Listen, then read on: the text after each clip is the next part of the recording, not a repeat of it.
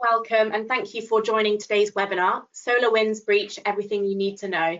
Presenting to you today is Eric Kokonis, Matt Hickey and JJ Thompson. Before we get started, I would just like to remind everyone that the session is being recorded and we will be sending a link out to all registrants before the end of the week. And if you do have any questions, feel free to post them in the question panel and we will do our best to answer as many of them as we can.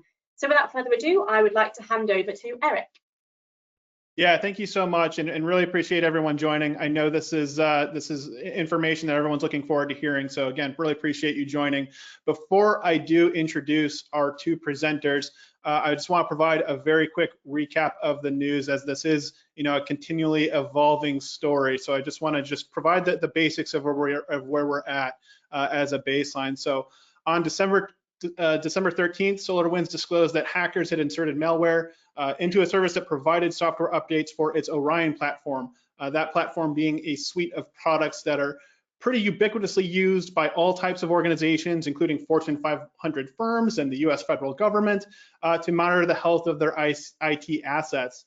The initial breach disclosure from SolarWinds came 5 days after cybersecurity firm FireEye announced that it had suffered a breach that resulted in the theft of proprietary red team tools.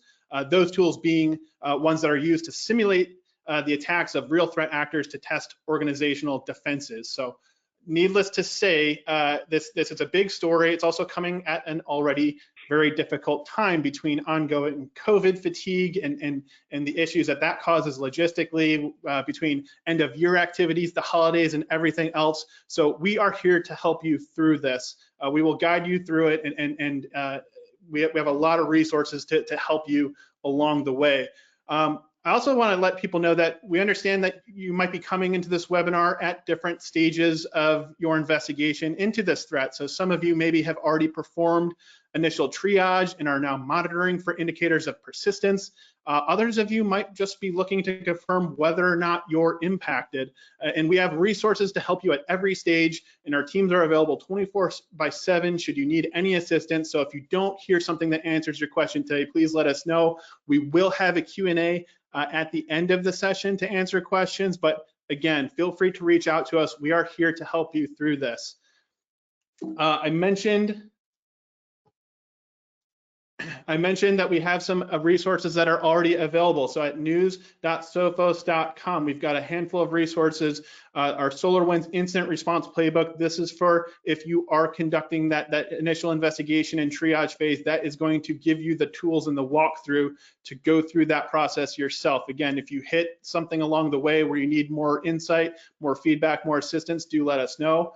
We have the SolarWinds Impact Guide. That's going to be a simple guide to help you identify whether or not you are among those who are impacted. And then we also have a list of FireEye Red Team tool detection. So again, all available now on news.sophos.com. And again, feel free to reach us with anything else. Jumping into our presenters for the day, we have JJ Thompson, Senior Director of our Managed Threat Response team. That is our Managed Detection and Response offering. And we have Matt Hickey, Director of Enterprise Sales. JJ is going to get us started helping us frame up the impact of this attack and how IT and security leaders can respond effectively, how they can communicate internally. And then Matt is going to walk through how to use Intercept X with EDR to determine whether you're impacted and how to perform that thorough investigation. And again, at the end, we will have ample time for a Q&A. So again, I mentioned this is a big story. You can see by the number of headlines that we've seen. It's also one of those stories that has a lot of media intrigue. You've got a nation state threat actor. You have the theft of red team tools, and we're going to kind of cut through that. There'll be time enough later to talk through some of those pieces of it. And again, we just want to make sure that you have the tools to be able to act immediately. And so, JJ, one of the things that has been reported on pretty consistently that I wanted to ask you about is this notion that these attacks were performed by a suspected nation state hacker, in many cases attributed to Russia, who, quote, acted clandestinely using methods that counter security tools in forensic examination. So I really want to focus on the end of that using methods that counter security tools in forensic examination. Can you provide put a finer point on what that means and what that's referencing when that's being reported? Sure, thanks, Eric. So when we think about the protocols that are used in describing attacks and methods to try to frame them up, in the past, it's always been a sophisticated adversary. In this case, hearing conversations about, evasion and obfuscation can also lead to very clandestine imagery as well. And when we think about this, it's really about how challenging is it to manage your supply chain. So you've got code signing and implicit trust, being in a position where we may have to reconsider that reliance and trust and pivot a bit and monitor some of those trusted capabilities as if they are now untrusted. Similar to COVID, it's accelerating this digital transformation and perhaps making us revisit some of these key controls we've relied upon in the past, where, through COVID, we're talking about the dissolving of the network perimeter to the extreme. And with this, we might be talking about revisiting trust and reliance and reliance on signing methods as well. Tech companies are having to be extra careful to explore the code to update process and being in a position where they need to reevaluate some of the assumptions around the signing and distributions and packaging. In this case, we're talking about the specific methods that are being referenced. We're really talking about hearing, how you've got a beacon that's a little bit slow. Once the payload has been dropped, this was designed to wait a good 12 to 14 days after deployment, which is pretty patient. And with the subroutines within this code, analyzing the tools that were running on the system and determining whether it was in a sandbox or what other countermeasures were in place, and then making adjustments to what was happening. While those are techniques that we've seen out there plenty in the past, combining all of these into a very slow, patient, methodical, and intelligent deployment package is pretty tricky. So the way to deal with that really, though, is to get into this, what we inside of Sophos here, our CTO likes to say in particular, that we've got this virtuous cycle where you've got to really fuse the prevention technologies, detection technologies with the intelligence that comes through threat intelligence teams who are actively out there looking and analyzing this content, and then rolling that into either prevention or signal generation mechanisms, and then couple that with your threat hunting and response capabilities, really ends up being where we now find ourselves having to go and really seeing that forefront in this case. Thanks, JJ. That's really great background. And so I also want to jump into, so we've got, and there's even some people who are in the comments and the questions asking about, how can I'm a small team, or I'm a one-person army. Where do I begin in terms of initiating this investigation? But also, as important, if not more important, how do I communicate this to those who are the non-technical stakeholders in my organization, the higher ups in the organization who need guidance as well?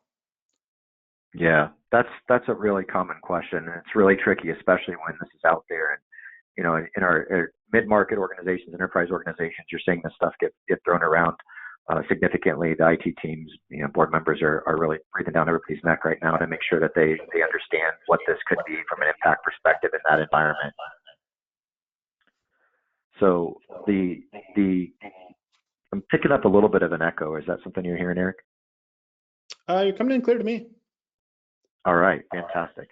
So the good news is that there's reports now that the CNC server was taken over through SolarWinds, I believe, and Microsoft or FireEye, a combination of GoDaddy. I'm not sure exactly who all was involved, but in theory, if that analysis is correct, that's acting as a kill switch, which decreases the likelihood of continued access through that threat vector from that CNC server. So that doesn't mean that the actors didn't plant additional persistence mechanisms that have yet to be revealed, but it is a piece of good news in the good guy battle here.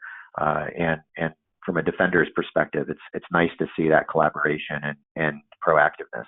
But what people really need to do, and they're thinking about how to encapsulate this in a clear communication framework, is really, what is known, what's our plan, what decisions do we need to make, and really, how do you go through the critical work streams that are needed, from inventorying new IOCs and IOAs to searching for those compromised assets or indicators, and then being in a position where you update an effective asset into inventory and or continue to identify new points of persistence that are out there. And then how do you continue that loop? And at what point do you exhaust that loop can be really tricky. So let's unpack a little bit at some of the steps, that are needed here, because at the highest level right now, most organizations are saying, hey, was I affected? All right, well, what's the first thing you need to be able to determine? Really it's, did you have a vulnerable version of SolarWinds, specifically Orion, 2019.4 release to 2020.2.1 release sometime between March and June, and installed any point from March until present, or up until the malicious code was removed. And if you find yourself that you had a vulnerable version, then really that then becomes the discovery exercise of saying, hey, what do we know here, and how do we go through the discovery process to figure out, how far an adversary, was an adversary actually on this system, or was this just something where we had the backdoor installed? So if the update, if you did deploy the update in that time period, then it's likely that the Sunburst backdoor was installed. If you had the backdoor and you have Intercept X installed, then you should see a number of different alerts, and they pretty much have Sunburst in them. A few of them don't, and we've got some write-ups that are out there right now on this topic that have been released on I think it's Sophos News. But basically, it's a number of different Trojans and malware from the detection side there, and you'll see that within Sophos Central. Now, within 12 to 14 days, again, this would theoretically beacon out to the actor using Teardrop and basically a second stage memory dropper, and that's downloading and executing the Cobalt Strike beacon. And an actor then would put yourself in their shoes. What are they trying to do, right? There's been this compromise, supply chain compromise. Now it's about seeing what fish bite. So the actors inventory the responses, selecting targets based on what their motivations are. Now this is really key. The motivation is not something that we're sure of at this point. There's a lot of theories out there right now, but until we get a better feel of it, be careful of inductive fallacy.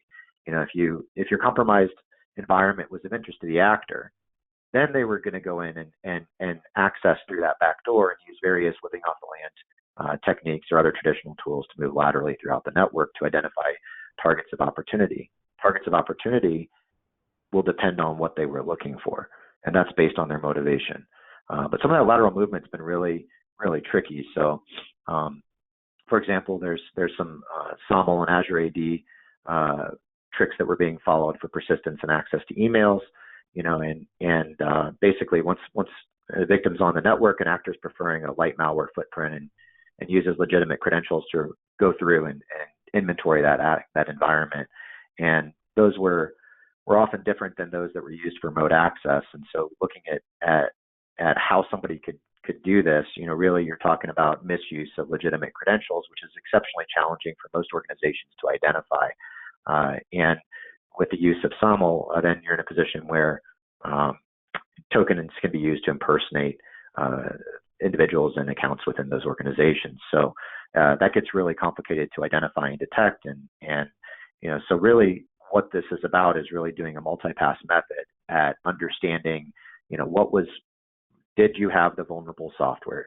Did the payload get downloaded? If the payload was downloaded, what accounts were present on that compromised box? Assume that those accounts are compromised. Mapping that activity originating from those accounts on that asset within the effective time period becomes the next big critical question. And then going through and reviewing any evidence of access that those to data that those accounts had to try to determine whether or not any sensitive data was accessed, staged, or exfiltrated. And then, of course, to make sure that you reset the credentials that the actor had access to or could have come into contact with, and do so in a method that, should they still have persistence, that still is able to disrupt any of that access that they may have.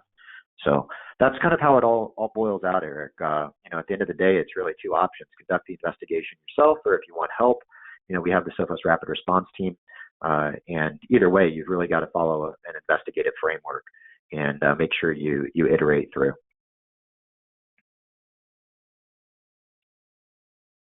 Thank you, JJ. If you wouldn't mind, just very quickly, so that we can get to Matt's walkthrough within Intercept X, can you just walk us through some of the high-level points within the investigative process that we're looking at here?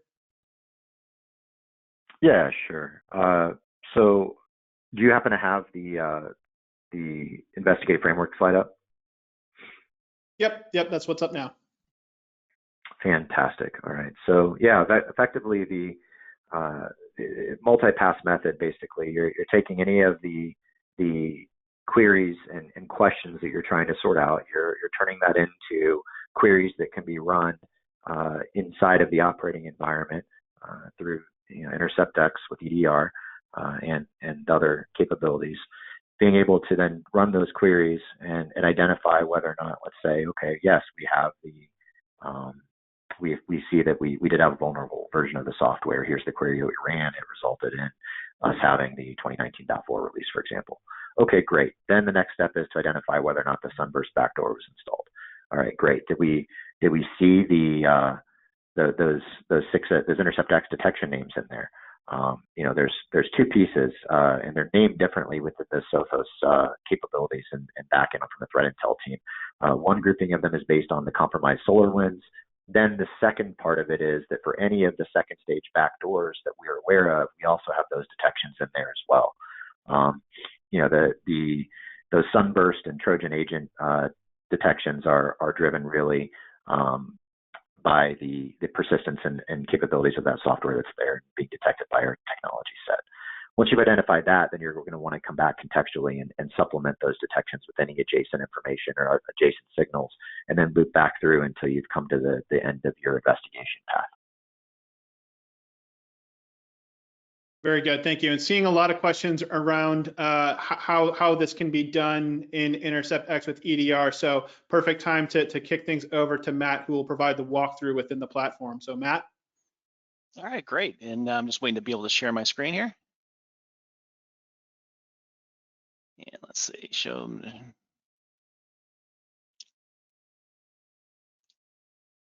And I guess everyone sees my screen here, and it should be they brought in the SE to be more practical and tactical, show you how to use Sophos Central, InterceptX, and EDR to do the investigation and follow-up as well. So a lot of what I'm showing today is from our recent blog post where we outlined a playbook for addressing this specific event. And if you aren't subscribed to our blog, I highly recommend it. And it's not just a Sophos product-centric blog. We actually covered the full threat landscape with a lot of great information, so highly recommend that as well. Now, what JJ did mention, what was interesting, is compromised accounts. So highly recommend, and you probably get it a banner if you're a Sophos Central user, to enable multi-factor authentication in your account. And that is highly recommended because once an account becomes compromised, and if that account has access to Sophos Central, they have the capability then to turn off all the security measures you have in place. So that is why it's very important to do so. And if you don't have that enabled, I highly recommend that as well. Two is actually going through and actually making sure your deployment has best practices deployed. And so if you're a Sophos Central user, you get the capability to look at your policies and do a review. If you're not currently have a trial, or not currently an InterceptX or even an EDR user, you always have the capability to do in-product trials. Right here on the left-hand side, you can activate that at any time and just kick the tires on EDR, and I'm going to show you what you can do with EDR specifically. But when you talk about IT hygiene, we're probably used to endpoint solutions being those solutions that you can set and forget and not go back to it. But I recommend going through and doing a little bit of a health check yourself. One of the things that I've noticed is the bloat for global exclusions, and specifically around when you do application installations, where you have exclusions that are put in there in recommendations, and you probably wonder, it's like, okay, how did these specific things get into my environment? It's usually because someone applied a very poor, exclusion where you're doing full directories. And in fact, for this one specifically, a recommendation in a SolarWinds knowledge base is actually to simply wildcard the full SolarWinds directory. And that's something we want to just be, if you're going to do that, you want to make sure to test it, but also those global exclusions need to be as tightened as possible as well. So let's just jump right into policies. So for an endpoint specifically, you do have the capability from a Sophos perspective, even without EDR, and if you have InterceptX installed, you have the capability and the concept that we call application control. And so if you want to just know if you have SolarWinds installed in your environment, we actually have an application identity in there where we'll identify all of the SolarWinds agents as an MSP agent. So you have the capability there to do that. You can either detect it or block it and actually scan for it within your environment. So something you might want to take advantage of, even if you just have InterceptX installed. But let's just jump right into where we can do for what we call threat hunting in the environment, and a really powerful tool called EDR. And this is, again, something that can be activated with an in-product trial. And we go right into what we call our Threat Analysis Center and a very powerful tool called Live Discover. And right in the blog post, we gave a playbook on how to leverage this tool to look with what's going on with your environment. So what we're going to do here is show you a little bit about EDR and what you can do.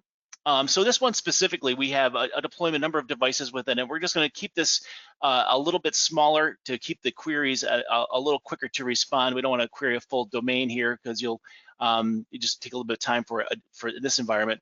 But we've actually built in some in that playbook. We actually identified a lot of things that you can do with EDR specifically, and something very simple is actually checking what version of SolarWinds that you have installed. And if you take a look here with EDR, everything is done via what's a SQL query. And if you see right here, this was actually posted in that playbook. We're identifying what vulnerable versions of SolarWinds that are out there and if they live in your environment. And simply by running this query, we can see within your environment where you have these installed. And you'll probably notice as well, I mean, if you have a large IT organization, SolarWinds will give you the capability to download 30-day trials on all of their solutions. And you may not be aware of where these may be installed. You might have some, I don't want to call them rogue network administrators, but curious ones that install this to do log watching or other things within the environment. So there's a lot of, it may be in your environment, you not be aware of it. And that's why EDR is a powerful tool, not only for threat hunting, but for IT hygiene. So that's a really great query to run. But let's get down to what we're looking for is actually looking for if we've been compromised or if we're part of it. We're going to look for the indications of compromise. And so we've actually published as well. This gets a little bit more granular in kind of the search itself because you have a very powerful tool and you have the capability now to add variables within this. So what's nice about this is that we can get very specific with this. And this is a very complicated query that we've posted, but what gives you the capability to do is draw from a GitHub repository what we posted for all of the indications of compromise that we've seen with this specific attack. And that includes the IP addresses that they would reach out to for command and control. And then you can actually take it back where this variable, I'm going to search for a number of hours and a start date. So we're going to start from today and we'll say, okay, from 8 o'clock this morning, we go 2 hours back just to make it a little bit of a shorter query. But this, you can actually do this for a full like 24-hour time slice if you wanted to. But the query here is for 2 hours just to make sure it comes back quickly. So what this is going to do is going to reach out, and I'll just run this query here. It's going to reach out to my environment where I have EDR installed. And what it's going to do is leverage these indicators of compromise that are posted in the GitHub. So you see a number of IP addresses that are there for that call out for command and control. You see domains that are used, file paths, as well as SHAs that are in there. Just to let you know, all of these SHAs are already included or known, so they're most likely already stopped by the scanner itself, but we'll do that, add that to the search as well. So wow, it came back, and I actually have a couple of hosts that are that have been vulnerable. So I know it was because they reached out to the command and control side. So it's really powerful about Sophos Central. Right from this console, I can actually click on this device, and allows me to do a follow-up on a number of different things. So as you see right here, I've got some beta software. Being an SE, I'm kind of using the early access programs. And just to let you know, you can enroll in the early access programs right in the console and control what software you deploy that to. But right from here, it's a really powerful tool called Live Response. So I'm going to do some investigation, but maybe I just want to log into that device locally. And this is going to give me a command console right to that endpoint. So it's a really one-stop shopping for doing some investigation. So if I want to do any type of command line or PowerShell scripts here from an administrative perspective, I can run them from right here. Also, what I could do here is a number of different things. So if I want to do more actions on this specific device, I can have the capability right from here to execute a scan. Or before I maybe want to recover or go back and from a backup from a specific device, maybe I want to create a forensic snapshot. And what that will do is take a quick forensic snapshot of that endpoint. We'll store it locally. You do have the capability to put that into an S3 bucket if you have an Amazon account, but that just gives you the capability to go back and give additional detail of what happened with this specific breach. But better yet, I can do right from here is isolate that device, because maybe I know this device has been compromised on my network and I don't want it to do any additional communication. So right from here, I can actually isolate that device on my network, which is a very powerful tool as well. Going back from this too is that not only do you have the capability to do this within Sophos Central for InterceptX specifically, but also you want to be able to use your other tools that are out there as well. I mean, in the playbook, we also touch on the ability to, if you're using any type of SIM or IPS, we have additional queries you can do on those systems as well. But if you actually have any, if you are currently a cloud user where you have cloud assets deployed, whether it be Amazon or Azure and Google, you do have the capability to leverage another powerful tool called Optics. So if you're not familiar with our Optics tool, again, take advantage. We actually have a security assessment that we give for people for a certain number of days for free. Take advantage of that. But now what Cloud Optics gives you the capability to do is have visibility to your cloud assets. And these cloud assets can include an Orion package from SolarWinds that you can deploy via Marketplace. And so you want to make sure of the security of that as well. What's kind of neat with this environment with Cloud Optics, I can get a quick snapshot, of course, of what hosts are in my environment and if I have a Sophos agent deployed on those hosts.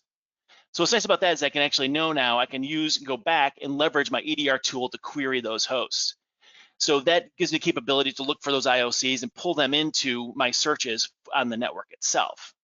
But if I want to carry that forward and say, hey, well, maybe if I have non-Sophos protected devices, what can I search for there?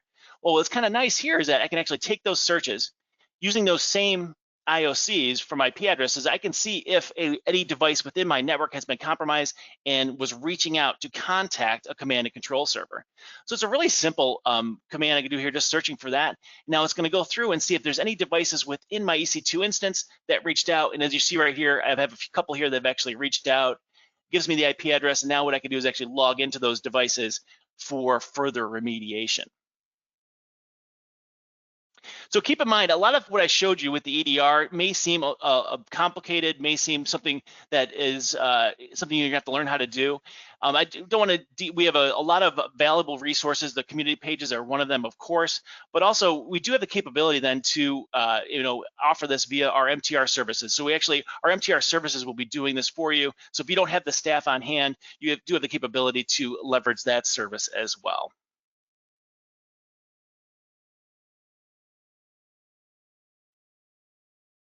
Okay, that's it for the demo portion. All right, very good. Thank you, Matt. Really appreciate it. So we're getting a lot of questions. I want to make sure we have time to get to as many as we can. So let's just flip directly into Q&A. And some of these, Matt, will be for you and some for JJ. The first thing I want to start off with, just because we're getting a whole lot of this type of question and from different size organizations, is this is the supply chain attack. I'm a small team. I have limited security budget. What can I do to help mitigate the risk of supply chain attacks? We have a lot of questions on that topic.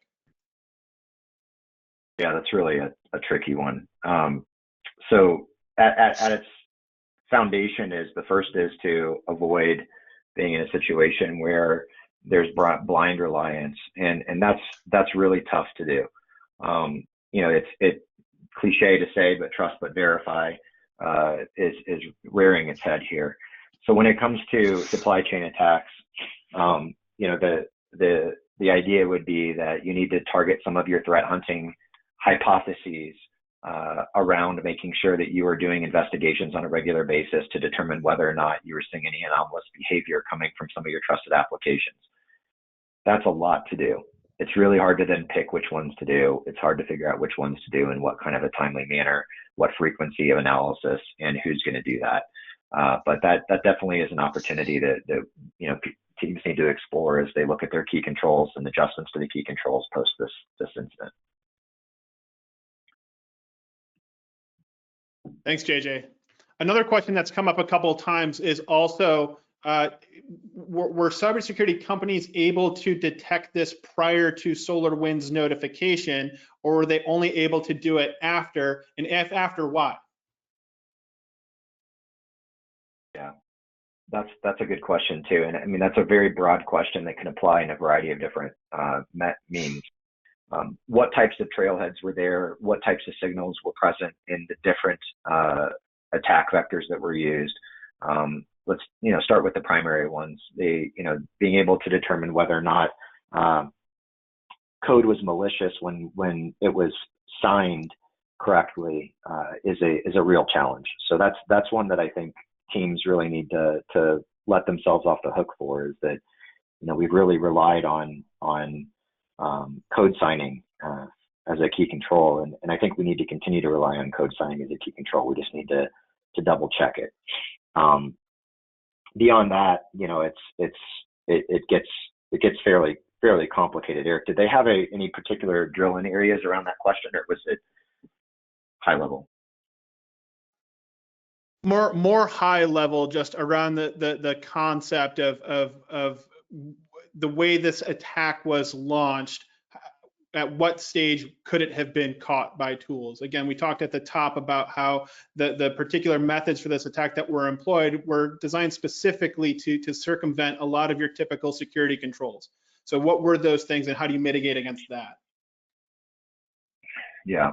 So let's assume that in any scenario, let's get past this one for a second and just talk about generically, if somebody comes in with authenticated, legitimate credentials, the credential reuse problem that's out there right now, that's a vector that's pretty common in many attacks now, especially with how many credentials are out there and how not enough organizations still have multi-factor in place, and if they do, have they implemented it correctly and effectively? Did it apply to VPNs, et cetera? So let's just take that use case. In that use case, the primary detection mechanisms are going to be seeing anomalous behavior originating from those accounts, lateral movement, use of living off the land tools. And so what you need to do to be able to see those types of behaviors and paths is really to supplement your threat hunting, use EDR technologies, predefined queries that you have written or that are native within your EDR technology to be able to run those queries to identify anomalous behavior, do so on a regular basis.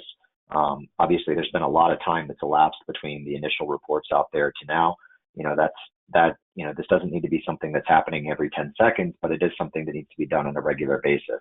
For me, what I would look at in regularity there would probably be, weekly to bi-weekly as an initiation point for your organization based on your level of residual risk comfort. If you're a type of organization that, existence of a compromise needs to be picked up within an hour, or else that's something that's going to cause you significant pain, then, you need to do it at a higher frequency, and you need to invest in those capabilities accordingly. Simultaneously, think about it from the lens of, is this something that you really want your team to be responsible for? Is this something that you have the resources to do effectively? And is this something that really might be better solved through a partnership with, Sophos MSSP or with the Sophos Managed Threat Response team or somebody who's doing these things on your behalf, so that you don't have to worry about it. Very good. Matt, I've got one for you. So in the demo, the walkthrough that you just showed, what are the requirements to perform that investigation? What Sophos tools do you need? People are asking different variations of that. Do I need XG firewall? What do I need? Intercept X with EDR? Just kind of remind people what they have available to them, and also what they can do to start answering the questions revolving around this investigation. So I guess I'll take that one. So I kind of cruise through the demo portion. I talk a little bit fast, I realize, so I'll slow down a little bit. So with Intercept X specifically, you do have the capability to identify what applications are out there as identified. And then with the Intercept X with EDR component, that will give you the capability to do the threat search that was highlighted. And all of those searches that were shown were part of that blog post, and you simply have to it's follow the simple directions, cut and paste them into that console, and then you'll be able to execute that search. So you have a couple different tools at your disposal, and keep in mind you can activate the free trial even in product. Very good. Very good. Yeah, something else to call out there, Eric, real quick, is the Sophos Lab also has some IPS signatures. For the XG firewall and for this particular case. So there are some sunburst inbound and outbound CNC connection attempt detections that should now be popping in your XGs.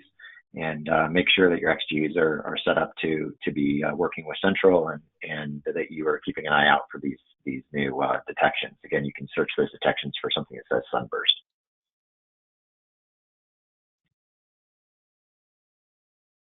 Very good. And then lots of people also just asking if people who joined late and couldn't join us at the top. The references that we're talking about are all on news.sophos.com. So that's where we have the incident response playbook and the guide to determine whether or not you're impacted. There's also a host of questions, very specific questions to individual customers. So we won't be able to get all those live now, but we will get back to you with answers to those questions as well. Matt, JJ, back to you to wrap anything up before we close things out. Matt, you want to go first? Yeah, just I think I covered all the topics I wanted to cover, but just to let you know, even everything you've seen right here is available in Sophos Central, and feel free to utilize that the community as well as the blog post to take advantage of all the tools that you saw here today. Absolutely. And there was a slide up there that Eric had shared earlier that showed the observe, orient, decide, act model. And what I'd like to reiterate about that is as of today, we've published out all the different IOCs and IOAs that one would want to look for. That's going to continue to grow. That's going to continue to expand. So the Sophos MTR customers are in a position where that's all being folded in real time for them. Those detections are being analyzed, inspected, and reviewed by analysts within minutes, and they're reaching out to the customers that may have any need to be aware of those.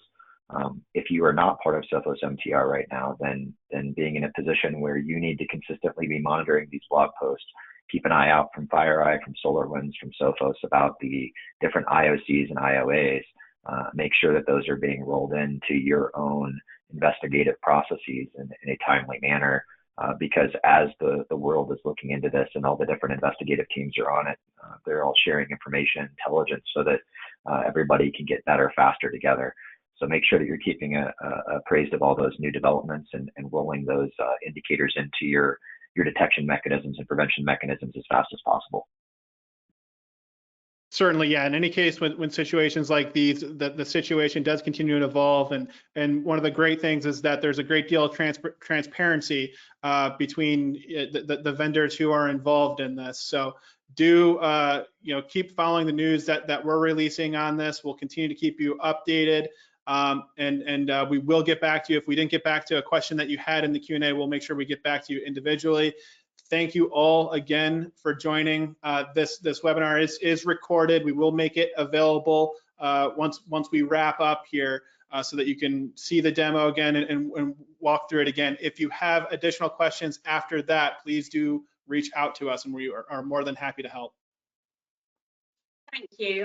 Thank you everyone for joining us today. And as you just said, just to remind everyone, the session is being recorded, and we will send out a link to everybody before the end of the week. So thanks very much, everyone. Have a great day.